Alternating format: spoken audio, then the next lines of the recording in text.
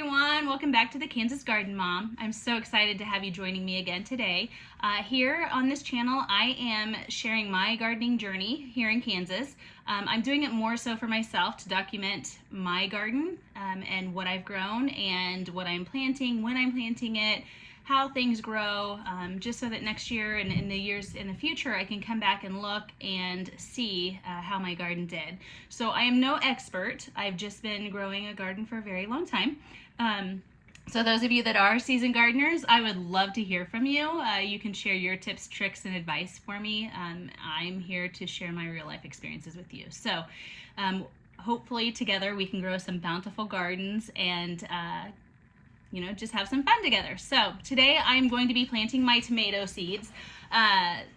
Again, I'm just going to go through the different varieties that I have and just share with you what I am starting here. Again, I'm using the 120 seed tray like I did for my peppers. They're very small, but I can at least get a lot of them started at one time and then up pot them into bigger pots as they're growing. So I am using this. I ordered some more off of Amazon because my previous ones, I was not happy with how the water tray, they didn't fit down in the water tray. So I thought maybe if I bought the set together it would fit, and well, I hate to tell you, but it really doesn't fit any better than my other ones did. What tends to happen with these, it looks like they're bowing up, and so I have a feeling that these are going to be hard to get the bottom watered in the middle. My other ones that I had didn't fit in the watering trays either, but they bowed down, and so those on my pepper plants, it tended to get really soggy and wet here in the middle whenever I was bottom watering them, and then the ones over here on the sides and in the corners for sure were not getting wet. So I thought I'll just try to order some new ones and hopefully they'll work. I don't think that I like these any better than the other ones. So if you have any advice on which trays that I should use, that I should order, send them my way, because I am looking for good trays that fit together. I really like to get them started in these 120 seed cells, just because I can get lots started at one time and then up pot from there. So if you have any advice on what I should do with these, let me know, because I'm pretty disappointed in them. I did like, though, however, this set came with this little divot maker, and so I can just press this down and it makes the little holes for me for my seeds to fall into, and then I can just easily brush the dirt over the top of them. But anyways, I just want to share with you what seeds I'm going to start today. First, with my paste and my sauce tomatoes. These are great for canning. They're great for making fresh sauces and pastas.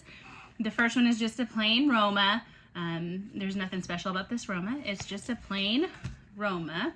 And then I have the Martino's Roma, and this one is very prolific. It comes on a compact plant, so the plant's not, ginormous. It's a pretty small, compact plant, but they do produce like a rich, flavored, meaty Roma, and they don't have very many seeds, so I like that about that one. Then I have my Amish paste. The Amish paste is just a classic heirloom paste tomato. It's excellent, sweet flavor. It's great for those, sauces and fresh eating as well. And then, oh, this reminds me. So I have 2 packets of it, and as you can tell, there are two different pictures on the front, but they both came from Baker Creek. One is packaged for 2021, and then the other is packaged for this year, 2025. I used to think that was an expiration date, that these were expired, and that's not true. Like, the only thing is that it might not have as good germination as the seeds that are packaged for this year. But why not try it? Why throw them away? If you throw them away, there's 0 chance of them germinating and growing. But if you plant them, there's a good chance that they might grow. And I have always had pretty good luck, even with seeds that were packaged for previous years, growing them and them germinating and not having an issue with it. So don't go off that as an expiration date. Use it as a guide for when you got them. They don't expire. Seeds will still grow even if they're years old. Throw them in. You have a better chance of them growing than if you throw them away, because if you throw them away, there's 0 chance. My next one that I'm going to be doing is the Comstock Sauce and Slice. And this is a dual purpose, so you can use them as a slicer or you can use them as a paste tomato. It does produce a very large tomato, or not very large, but larger than the other paste tomatoes are. So that's why you can use it as a slicer as well. But they're meaty tomatoes and they're perfect for both slicing and for making pastas. The next one is the Jersey Devil. This one is a long tapered paste tomato, and it has kind of a rich, tangy flavor to it. They're great for cooking. I've had all of these in my garden before, but last year was the first year that I did plant this one. I didn't have great success with it, but I thought if I have the seeds, I might as well throw them back in and try again this year and see if I get a better. It may have been where I had them in my garden, why they didn't produce as much, but they were just not as prolific as I would like them to be. And then the last paste and sauce tomato that I'm going to be growing is this Pantano Romantico. It's a juicy Italian heirloom, and it has that deep red ribbed fruit texture to it. You know, a lot of people don't like when it has those little, what looks like cracks or ribs in it. To me, I just kind of skin them anyways whenever I'm making my pasta sauces and things, so they don't bother me. I like that it's a bigger tomato and a juicier tomato for my pastas. The next that I'll be covering are my beefsteak and slicing tomatoes. These are my large, juicy tomatoes. They're great for fresh eating. I love to make tomato sandwiches out of them. We slice them up and put them on the table for dinner and just put a little bit of salt on them. They're really good. Throw them with some cottage cheese. Just fresh eating slicer tomatoes. So the first one is the Abe Lincoln. This is a big, bright red. It's smooth skin. It is an heirloom. It has a balanced, sweet flavor to it, but I do like them because they're a nice, large tomato. And then the next is just the classic beefsteak. It's a traditional tomato. They're large. They're meaty. It has a mild taste to it too, so they're good. A lot of people know that, beefsteak, whenever that's a name that they recognize. They don't necessarily recognize a lot of the other tomatoes that I grow, but a classic beefsteak, everybody knows what that is. The next are the German pinks. These are beautiful. They're large, they're luscious. They have like a pink color to them instead of a bright red. They're more of a pink. And they're sweet and they're rich in flavor. And I have grown these for several years. And I really like them, but they are like a bright pink and not necessarily a red. My next is the Kentucky beefsteak. And as you can see here, that the Kentucky beefsteak, it is orange. It's an heirloom and it has a mild sweet flavor to it. My next one is the Woods Famous Brimmer. This one is a deep red. It's highly productive. It is a beefsteak tomato as well. It has a smooth texture and it has really good flavor. It's one of my favorites too, and they're very, very meaty, so I like them.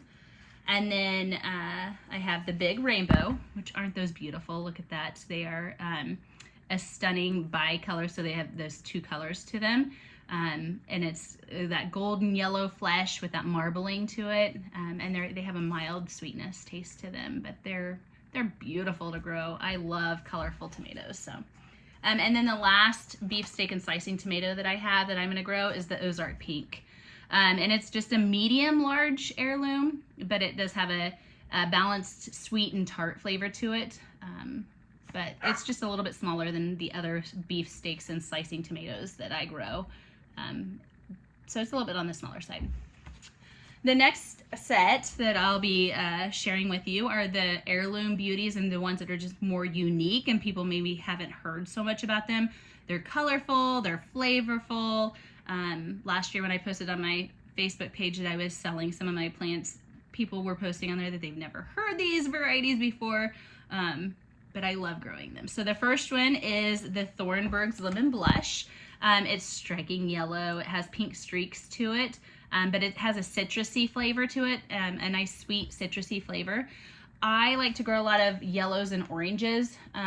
They don't seem to be as acidic as the other tomatoes that I grow, and my father can eat them, and so he really likes the yellows, and so that's why I like to grow lots of different yellow tomatoes.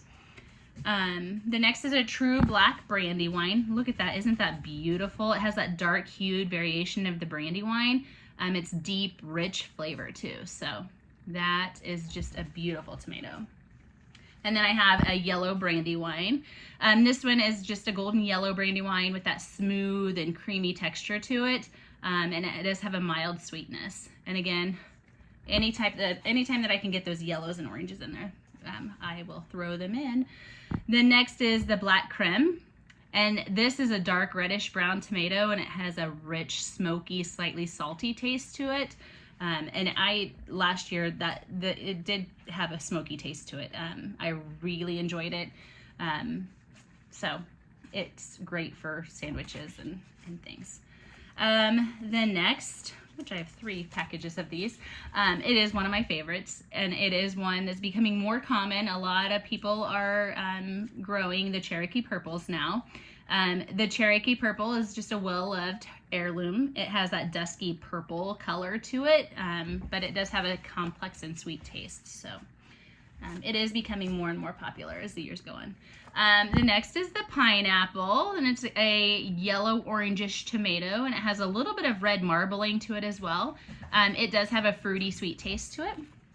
And then I have my brown sugar. It is a deeper color of red. It does have a rich flavor, and it's slightly smoky too. And then look at these, aren't these gorgeous? They're Dead Sunset. It's a bright orange tomato with that balanced sweet tart flavor too. And then I have the Prairie Fire. Again, beautiful. Like, how can you not love growing colorful tomatoes like this? They are just gorgeous. It has that red orange color to it, and they're excellent sweet and tangy tastes. This one is, I have never grown it. This is going to be my first time growing it. It is the Golden King of Siberia. But look at those. Aren't those cool?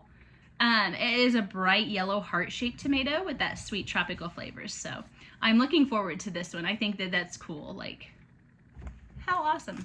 And then I have the Blue Beauty, and this one has that stunning dark blue purple color to it, and then it has the red flesh underneath. So it's that skin is really kind of deceiving whenever you cut into it, what it looks like there. So it does have a rich sweet flavor, and it does have kind of an earthy tone to it too, like an earthy, a little bit more of an earthy taste to it, but I thought those were beautiful as well. Okay, so next are my sweet and fruity tomatoes. These are tomatoes that have unique flavors, and they're great for fresh eating, chopping up into salads, or chopping up into salsas or picos. They're just delicious and full of flavor. So the first one are the pork chops. These are a bright yellow. They do have a little bit of an orange and red marbling to them as well. They're a slightly tart tomato, but they do have a citrusy kick to them. The next ones are Dr. Witchies, and I like them because they grow nice and big. They're a golden heirloom. They're known for their incredibly sweet and tropical flavors, so they add a nice little punch. Then I have the Hughes. This is a mild and smooth textured yellow beefsteak. It's excellent for slicing as well. And then Nature's Riddle. Look at those, aren't those gorgeous? Nature's Riddle is a bicolored variety. It has a golden yellow and pink hues to it, and these are known for their sweetness. So they're just beautiful with that pink and yellow coloring to them. And then the next one, these are really cool. These are California tulips. Look at that. They're a unique heirloom with that striking orange color, red color to them. They have a mild fruity taste, but look at the shape of them. They look like, if you slice them in half and you lay them down, they look like a tulip. So that's how they got their name. They're beautiful. Then I have the Burmese sours. The Burmese sour has a tangy taste to it, but it adds a bright punch of flavor to dishes. And then I have my Korean longs. This is a long tomato. It does have a dense, sweet taste to it. They look a lot like those Jersey Devils too. But and then I have a Millionaire. And a Millionaire, this one is a highly productive one, but they have that deep red color to them, and then they have a rich, complex flavor to them. Then I have the Buratino. This one is a Russian heirloom. Look at those colors. Aren't they gorgeous? I think they come in a pink hue as well, but this one is obviously that orange color. But they have a balanced sweetness to them. And then the last one that I'm going to share with you guys today is the hillbilly potato leaf. I've grown these in the past too. They're beautiful tomatoes, but the plant itself is unique because it has these giant leaves to them. The plant is just a big, gorgeous plant. It always grows well here in Kansas. And then it's been prolific for me. But it grows a nice, large yellow and orange colored tomato. And then it does have those red streaks in there. It does have a fruity and sweet taste to it. But they're beautiful. And so I love, the best thing about summer is when all these tomatoes are coming in and they're all different colors, and then I make a salad and, you know, chop them up and throw them on there and add all that color and the punch, you know, the punch of tastes and flavors. They're just beautiful. So I love growing them. I did not share with you my cherry tomatoes or my tomatillos today. I'll do that another time. I just wanted to share with you my larger tomatoes that I'll be growing that are more of the slicers and the pastes. You know, I have in the past done canning. I still do a little bit of canning as far as I like to can rotel and tomatoes, but I don't do a ton up. I only can once or twice during the summertime, just enough for us to have some later during the year. Most of the time what we're growing is for fresh eating and putting on the dinner table and throwing in salads and all of that. So that's kind of where we're coming from. I know I grow a lot of tomato plants and I grow a lot of different varieties, but it's just fun. Like, they're just gorgeous, and how can you not? They're amazing.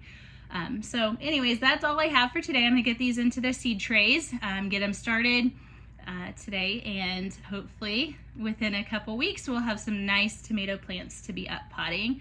Anyways, thank you for watching today and spending time with me. If you enjoyed this video, go on and give it a thumbs up, subscribe, and then hit that bell so that you'll never miss one of my updates.